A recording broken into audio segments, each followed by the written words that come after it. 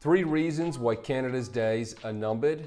It is time to leave the disjointed, confiscatory confederation. I'm Fergus Hodgson, publisher of the Impunity Observer and author of Financial Sovereignty for Canadians.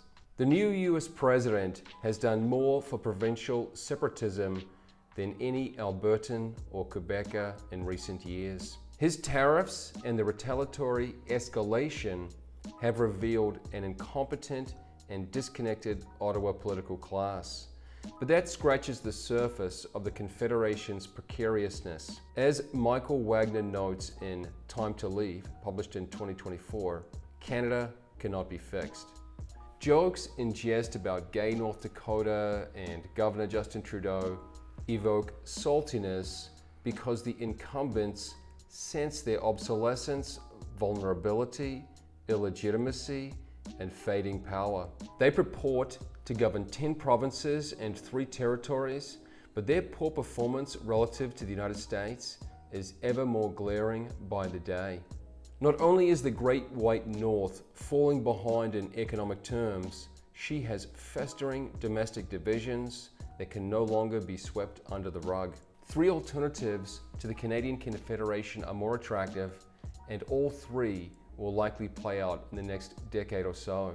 Post-national Canada, as Prime Minister Justin Trudeau has described her, is held together by little more than status quo bias. An array of non-traditional media, such as Blacklock's Reporter, Rebel News, and the Western Standard, and forward-thinking public intellectuals, such as Jody Brune, Barry Cooper, and Marco Navarro-Gini, have been raising awareness of the challenges and alternatives. An assertive and disruptive Donald Trump has brought their insights to the forefront, hand in hand with an army of citizen journalists. Meanwhile, confidence in taxpayer-funded, regime-defending media, such as the CBC, continues to dwindle. Navarro-Gini founded the Haultain Research Institute to find, quote, solutions to the structural inequities detrimental to landlocked Canadian provinces, unquote. Canada, quote, remains trapped in a post-national fantasy. Trudeau's insistence that Canada has no core identity has given him carte blanche to overload the country with unsustainable immigration levels, impose authoritarian policies, and ignore economic realities, unquote. Navarro-Gini would be the first to admit the problems run deeper than one politician. So what are the paths out of Confederation? 1. US statehood is a better deal.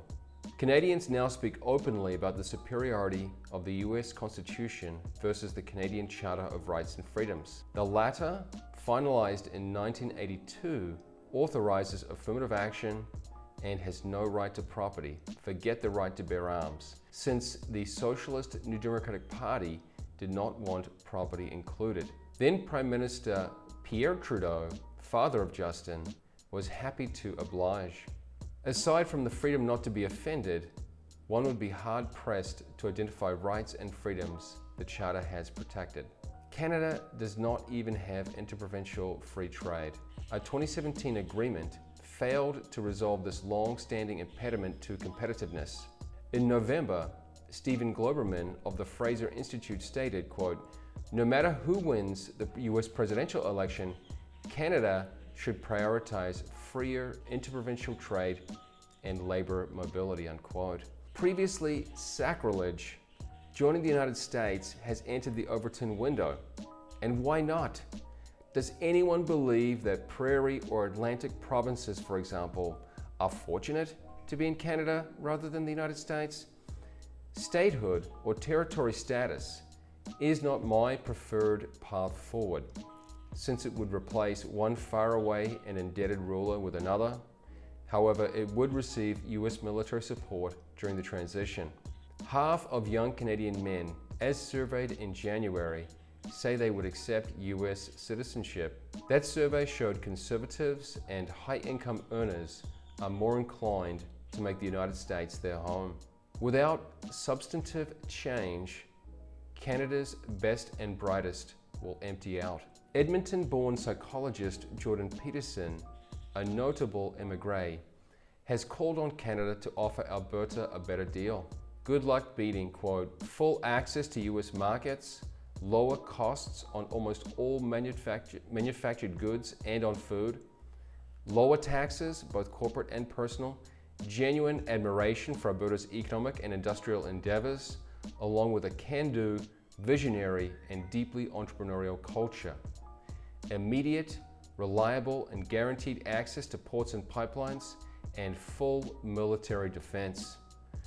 And if that's not enough, dear lady, no transfer payments, unquote.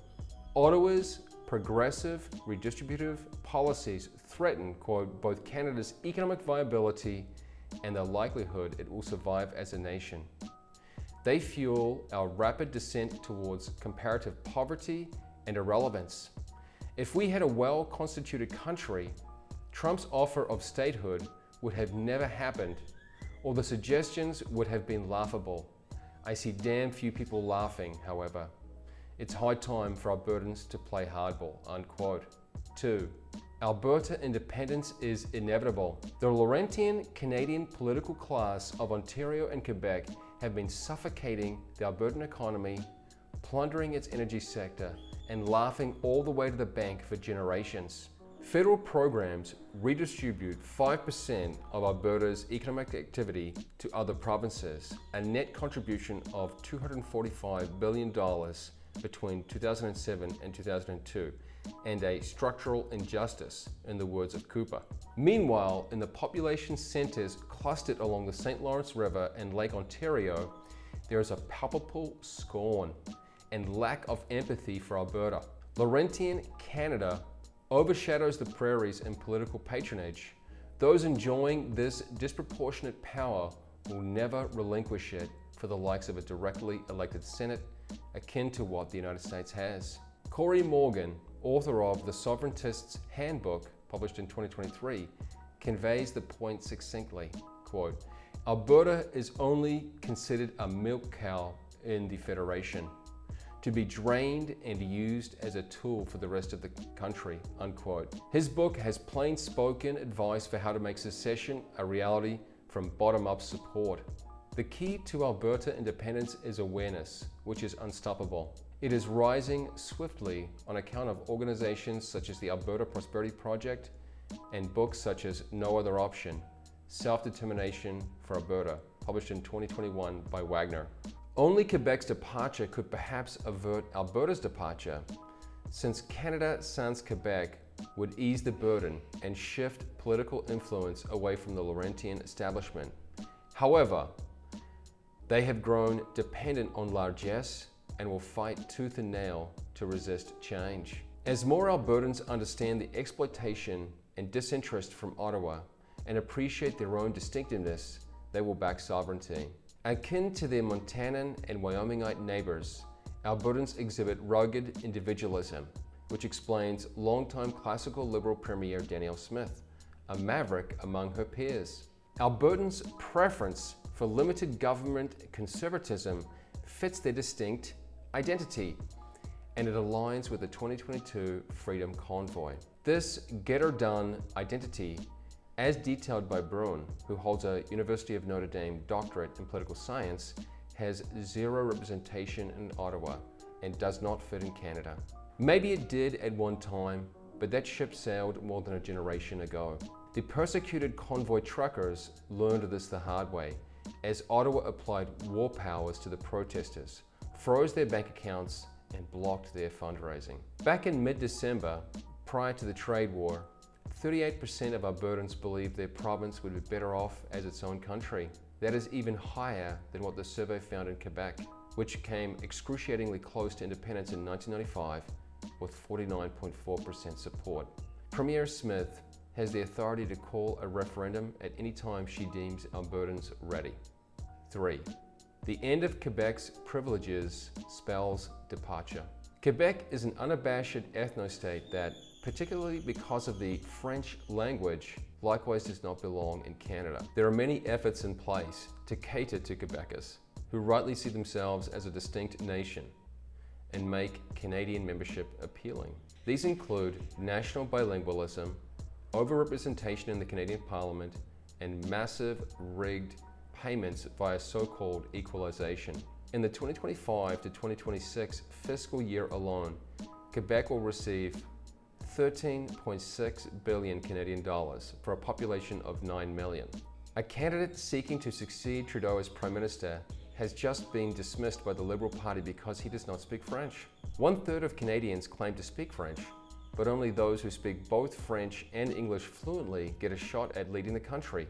Half of Quebecers describe themselves as bilingual, which gives them a tremendous advantage when seeking government employment. This absurdity, akin to requiring nationwide English-Spanish bilingualism in the United States, struck me years ago on a short flight between Vancouver and Victoria in British Columbia. The flight attendants all spoke French and delivered announcements in French, while few, if any, passengers understood. More would have understood Chinese Mandarin or Cantonese. Quebec's representatives do their best to defend their constituents' interests in Canada, as they should, but the gravy train is unsustainable. Without it, the impetus will be sufficient for Quebec's secession. First, Canada is becoming more multilingual as the French-speaking population declines as a proportion. Preferential treatment for French is breeding hostility, and it makes less sense with time. Only 1/5 of Canadians speak it at home, and they are densely concentrated in Quebec. Second, Canada's faltering economy, worsened by mutual tariffs, can ill afford subsidies for Quebec. The pain inflicted on Alberta to pay for these has become so great that they must end or Alberta will opt out. Either way, the carrot keeping Quebec will be gone. What next? So much is in sway. Predicting which of the above will come first is difficult.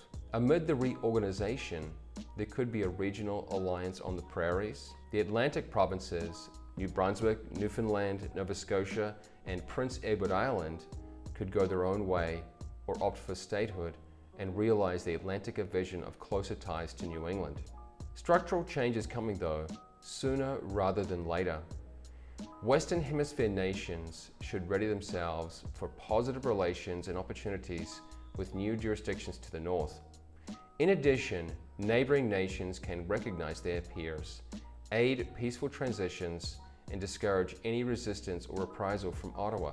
The ominous prospect of an unelected Prime Minister to go with the unelected Senate will underline Canada's democratic deficit. Even if Conservative Party leader Pierre Poilievre becomes the next Prime Minister, it will be from placating Ontario and Quebec. Attempts to reform Canada without provinces opting out a la Brexit are a fool's errand. For full access to Impunity Observer content, please subscribe. Also, be sure to follow us on X, Telegram, and LinkedIn. Thank you.